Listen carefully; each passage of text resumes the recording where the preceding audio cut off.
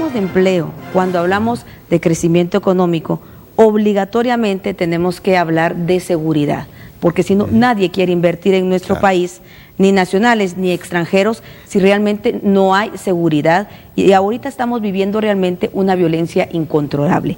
Específicamente, ¿qué es lo que propone su gobierno, su partido y usted para mejorar esta violencia que estamos viviendo en nuestro país? Bueno, la violencia que vivimos en nuestro país está causada por varias diferentes razones y hay que empezar por entender esas. Uno, por un lado tenemos el problema de la pobreza, la falta de oportunidad que obliga o atrae o hace atractivo para muchos jóvenes unirse a maras o ese tipo de cosas.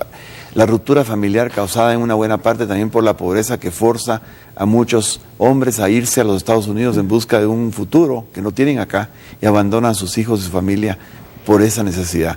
Todo eso nos debilita como sociedad y ese es parte del problema. Pero también tenemos los problemas importados, los problemas que vienen con todo el narcotráfico, los Zetas y todos estos grupos que se cruzan la frontera.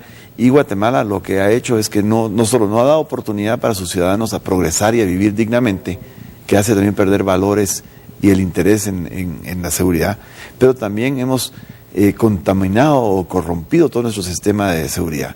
Nosotros proponemos fortalecer, reconstruir nuestra Policía Nacional, porque tampoco se trata de destruir lo que ya existe y cambiarlo. A lo largo plazo, digamos, nosotros vamos a desarrollar policías especiales, específicamente capacitados dentro del sistema policial actual para combatir el narcotráfico, para combatir el crimen organizado como los sicariatos y las extorsiones, secuestros, el crimen de cuello blanco, que incluye la evasión fiscal, el contrabando, pero también el lavado de dinero, y la delincuencia común. Y la Policía Nacional debe combatir la delincuencia común y tener sus policías especializadas para los crímenes específicos, porque no se combaten todos igual. Además de eso, necesitamos proteger nuestras fronteras. Y ahí entra la labor del ejército, que el ejército de Guatemala está dedicado hoy día a empacar bolsas solidarias y a jugar fútbol. Tenemos que modernizar nuestro ejército, no se necesita aumentarlo, pero sí modernizarlo con el equipo que necesitan para poder combatir el crimen que tenemos hoy día. Y la labor de ellos es proteger las fronteras. Si nosotros no dejamos entrar la droga a través de nuestras fronteras, si cerramos las fronteras a los narcotraficantes, a los narcóticos y a los sicarios y a los zetas y ese tipo de terroristas, ya hicimos una gran labor para reducir la violencia en Guatemala. El crimen organizado, que es el causante principal de nuestros problemas, se combate de otra forma también, además de las labores policiales, y es a través del combate intenso al lavado de dinero. Porque lo que los atrae en Guatemala es que nosotros tenemos un sistema muy ineficiente para combatir el lavado de dinero. Entonces ellos pueden venir a hacer sus negocios de drogas o cualquier otro crimen que cometan y siempre pueden blanquear su dinero para utilizarlo. El lavado de dinero debe combatirse con toda la fuerza y eso es importante. Estamos hablando que usted apoya precisamente la ley antievasión 2 que contempla esos aspectos y que todavía no ha sido aprobada en el Congreso de la República. Absolutamente. La evasión fiscal es uno de los problemas de corrupción en Guatemala y es uno de los problemas graves que tenemos de recursos para el Estado. Debe combatirse como debe ser también. Por supuesto que debemos de, además de eso, ir un poco más allá que solo la evasión, el lavado de dinero. Ya hay legislación al respecto, pero tenemos un grave problema. En el Ministerio Público no me parecen entender muy bien el tema. Yo he tenido experiencia personal en el tema con gentes del Ministerio Público, donde no parecen distinguir lo que es una transacción legítima de una ilegítima. El Ministerio Público necesita también una tremenda remodelación o mejoría. Necesitan más fondos, más capacitación. Para reducir la corrupción debemos de transmitir más del proceso investigativo al sistema policial y dejar a los fiscales más como procesadores legales, que ese es el trabajo de ellos. Porque hoy día también pueden contaminar la evidencia, porque ellos son los que hacen la investigación. Si hay un crimen, por ejemplo, es el Ministerio Público el que levanta las evidencias y el que las procesa. Y eso crea la posibilidad de la fabricación de evidencia para perjudicar a alguien, o lo contrario, esconder evidencia para favorecer a alguien. Hay mucho por hacer, pero se puede hacer relativamente rápido y si hay la voluntad. Además tenemos la gran ventaja de que hay muchos países amigos que están dispuestos a colaborar con nosotros, tanto para fortalecer nuestro sistema investigativo como nuestro sistema procesal. Yo creo que se puede hacer. Ahora, de inmediato, a corto plazo, debemos tener mucho cuidado de no caer en la tentación de ser opresivos, porque a veces ya mucha gente está desesperada y dice, aunque sea que nos agarren a palazos, pero que lo arreglen. Eso tampoco es correcto, pero sí hay medidas que se pueden tomar y tenemos fuerzas policiales y tenemos fuerzas militares que si las utilizamos en el corto plazo apropiadamente, siempre garantizando los derechos de todos los ciudadanos, podemos muy rápido empezar a tener resultados. ¿Cuál sería entonces la función de lo que usted habla también de un Ministerio de Seguridad del Interior? ¿Cómo funcionaría este? En mi plan de gobierno hablamos más de un Consejo Nacional de Seguridad, no de un Ministerio de Seguridad. Ya está el Ministerio de Gobernación, ya está el Ministerio de la Defensa. Nosotros tenemos que descentralizar algunas de las funciones del Ministerio de Gobernación porque es demasiado grande y demasiado poderoso y eso también causa problemas.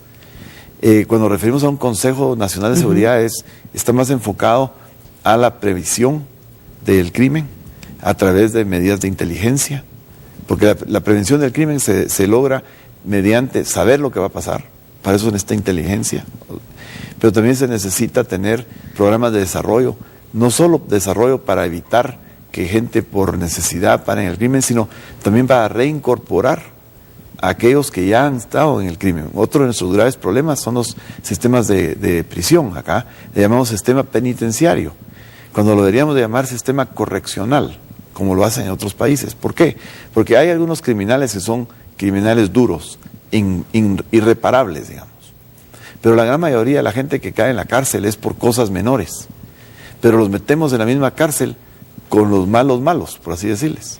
Y salen de ahí graduados con un doctorado en crimen, en lugar de ayudarlos a reincorporarlos a la sociedad como ciudadanos decentes y productivos. Esa parte no la tenemos en Guatemala. Entonces hay mucho por hacer y se puede hacer relativamente rápido, como decía antes, pero también tenemos que no perder de vista la importancia del desarrollo económico paralelo al combate al crimen. Lo que usted habla entonces es poner en práctica la Ley de Seguridad 18 del 2008, que está todo contemplado ahí.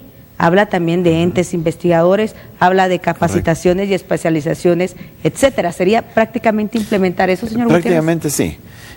Lo que se trata es de que hagamos a nuestras fuerzas de seguridad eficientes, efectivas, responsables y respetuosas también de los derechos de las personas. Perdón, respetuosos de los derechos individuales de todas las personas. O sea, los derechos humanos se deben proteger a toda costa. Pero el crimen debe combatirse con energía también. Pero tenemos, como decía antes, hay que tener mucho cuidado de no caer en la tentación de ser opresivos o represivos, porque eso solo sería regresarnos a los años del pasado, de los cuales ninguno de los guatemaltecos queremos volver a saber. Y aquí sí, entonces hemos hablado, fíjese, hemos hablado de la importancia de inversión extranjera e inversión nacional, apoyar a las microempresas, apoyar el área rural también, que estamos tan mal. Imagínense, estamos hablando de que el PEA en nuestro país son de 5.726.000 y un poco más, de 14 millones de habitantes. Y solo de esos, como usted bien decía, más de 3 millones son de la economía informal. Y nos referimos a los que venden en la calle, ¿verdad? Que realmente no tienen asegurado su sustento. A todos los que no están formalmente registrados como una empresa formal, ¿verdad? Y son muchos, son la mayoría de los microempresarios, están en esas condiciones y en parte se debe a que tampoco el sistema favorece o facilita la formalización de ellos. Y estamos hablando de mejorar, y usted bien decía, capacitar, preparar, dotarlos de lo mejor posible a todo lo que sería la seguridad, por supuesto, dependiendo de sus especialidades. ¿Es suficiente con el presupuesto actual que tiene Guatemala, tomando en cuenta que tenemos una deuda externa que puede llegar a finales de externa y interna, que puede llegar a finales de año a más de 90.000 millones de dólares? El problema de la deuda del Estado es alarmante. Los Estados deberían de balancear sus presupuestos como cualquier persona en lo personal lo tiene que hacer. No pueden vivir de prestado ni de gratis. O sea, cada deuda que se adquiere hay que pagarla algún día. Lo único que estamos haciendo es tirándole la pelota al que viene, por así decirlo, y no resolvemos nada. Ahora bien, el problema, nosotros lo estudiamos muy cuidadosamente el año pasado al estar diseñando nuestro plan de gobierno. ¿De dónde vamos a sacar los recursos para cumplir nuestras propuestas? O sea, eso normalmente los políticos se olvidan de ese pequeño detalle que es muy importante. Y llegamos a esa conclusión horrible, a mí se me paró el pelo. aunque no me lo quiera creer. Pero se me paró el pelo cuando vi el costo de la corrupción y lo basamos simplemente en información pública que viene de los ministerios, del MAGA, Ministerio de Economía, Salud, Banco Guatemala, organismos internacionales. Hay mucha información que permite llegar a la conclusión del costo, como por ejemplo lo que decía de las medicinas. El costo de una carretera en Guatemala cuesta 7 veces más que una carretera equivalente en Perú en condiciones similares. Son simples ejemplos. La evasión fiscal, el contrabando, tienen unos costos altísimos al país. Cuando sumamos todo eso, nos sale 24 millardos de quetzales, 24,000 millones de quetzales que se van en corrupción. Simplemente reduciendo la corrupción, casi duplicamos los recursos que se invierten en el Estado, por el Estado, porque es la mitad de nuestro presupuesto.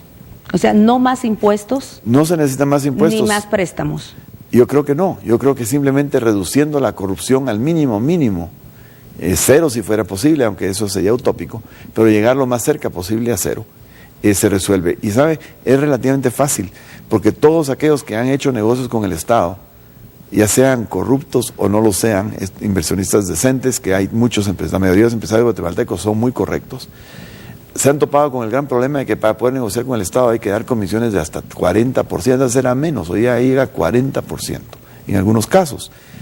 Y esos no son decisiones que toman empleados menores en el Estado o el guardián de la oficina, ¿verdad? Esas son decisiones que se toman desde la presidencia y desde los ministerios. La reducción de la corrupción es algo que se va a lograr muy rápido en los primeros meses de gobierno, considerablemente. Llevarla a su mínimo sí va a tomar más tiempo, porque hay que trabajar mucho en los controles y todo eso. Pero las comisiones en contrataciones y los sobreprecios, eso se resuelve muy rápido. Eso implica también no más privilegios fiscales para ninguna empresa, sea la que sea, señor Gutiérrez. Absolutamente. Y la evasión fiscal, ya lo hemos hablado, es un problema bien grave. Y debe combatirse, pero no necesariamente tenemos que subir los impuestos para llegar. Por ejemplo, muchos hablan del pacto fiscal. Yo me pregunto, ¿qué es eso de un pacto fiscal? Es una ley, no es un pacto, no es un acuerdo, es un sistema fiscal. Y los impuestos deben ser lo más bajos posibles, siempre y cuando satisfagan las necesidades del Estado. Pero deben ser lo más bajos posibles porque cuanto menos dinero vaya al Estado, más dinero va a la economía, a generar empleos y desarrollo. Entonces, es una línea bien delgada que hay que cuidar mucho. Entonces, subir impuestos es lo último que deberíamos de hacer, salvo que no haya otro remedio. Los impuestos en Guatemala están muy bajos con respecto al Producto Interno Bruto, pero es en parte por la evasión. Pero en realidad esa medida no es tampoco una medida realista o importante. Lo importante es cuánto dinero necesita el Estado para operar y para darle a los ciudadanos los servicios que necesitan y ver de dónde los vamos a obtener. Y el presupuesto de la nación es más que suficiente si eliminamos la mitad, que es corrupción. Bueno, señor Gutiérrez, usted tiene en estos momentos 1 minuto para dar su mensaje a todas las guatemaltecas y guatemaltecos. Bueno, el día de ayer tuvimos la gran dicha de ver a nuestra selección sub-20 ganar 1-0 después de haber recibido 2 golpizas. Estamos felices y los felicito muchísimo a estos héroes chapines que fueron a ganar ese partido contra Croacia. Pero más que ganar ese partido, nos han dado una gran lección a los guatemaltecos.